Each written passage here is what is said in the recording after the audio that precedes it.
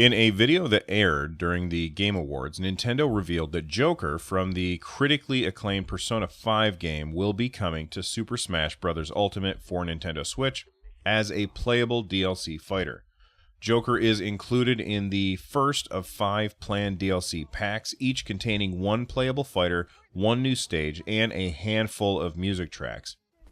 Each pack can be purchased for $5.99, or you can pick up the Fighter's Pass for $24.99, which will give you access to all of the DLC packs as they release. The way that they unveiled this was very, very cool. They were about to talk about the nominees for Game of the Year. The lights went dark. Persona 5 stuff came up on the screen. People were very confused as to exactly what was happening. I had already gone to sleep at this point, so I didn't get to watch it live, but I watched it this morning on the old stationary bicycle. And then they showed off Joker running around, which I didn't know his name was Joker. Well, I knew his name was Joker only because a listener had emailed in and told me that they were predicting Joker for Smash Brothers, which good on you, man. He's running around, and you can hear voiceovers from the characters in the Persona games, asking what's he doing at the Game Awards all by himself. He grabbed an envelope, and it had the seal pressed in wax of the Smash logo on there, at which point people were completely dumbfounded and surprised. I think that this is probably one of the most surprising unveils. This is up there with the Cloud unveil for Smash for Wii U and 3DS. If you've never played Persona, the Persona games are a spin-off of the popular Shin Megami Tensei franchise. It's got a long history in the world of video games, with many of the games appearing on Nintendo systems.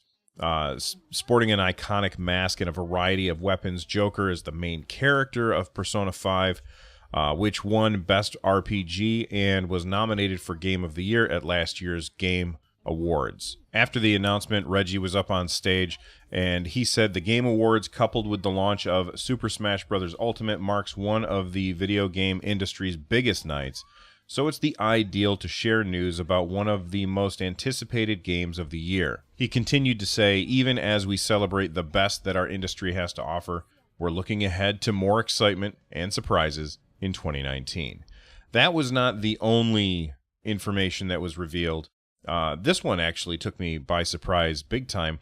Nintendo and Marvel are working together. They're bringing back Marvel Ultimate Alliance to the Nintendo Switch, not only to the Nintendo Switch, but as an exclusive for the Nintendo Switch. This was really surprising to me.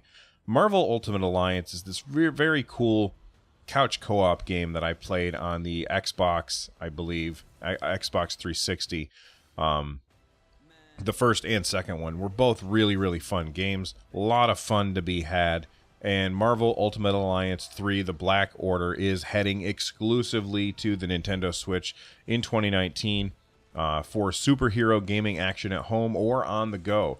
The new game is like 10 years after the previous installment in the series and is being developed by Koei Tecmo and Team Ninja, and it's published by Nintendo. This is the same team that brought us games like Hyrule Warriors, Fire Emblem Warriors, Ninja Gaiden, stuff like that, and apparently some weird horse game that was just announced recently.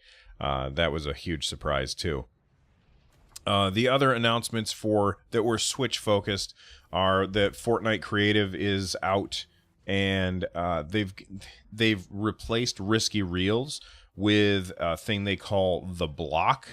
It's now in the game, and what this is basically on an ongoing basis, Epic is going to update The Block to highlight content made by the community in creative mode, featuring whatever that is that was made in for the Battle Royale players for a limited time. I think that's really cool.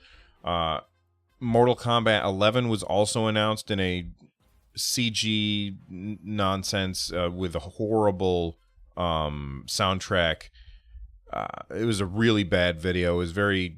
I hated this moment of the Game Awards, but Mortal Kombat 11 is also coming to the Switch on April 23rd. And I think the first announcement of the night was Sayonara Wild Hearts. This is developed by Simogo, and it's published by Annapurna Interactive. It's this music video dream game about being awesome and riding motorcycles and skateboards and dance battling, lasers, swords, and driving real fast. It seems like every stage in the game is set to a song on a custom written pop album. I couldn't really tell what the hell was happening, but it certainly had lots of neon, which I found interesting. That's coming to the Switch in 2019.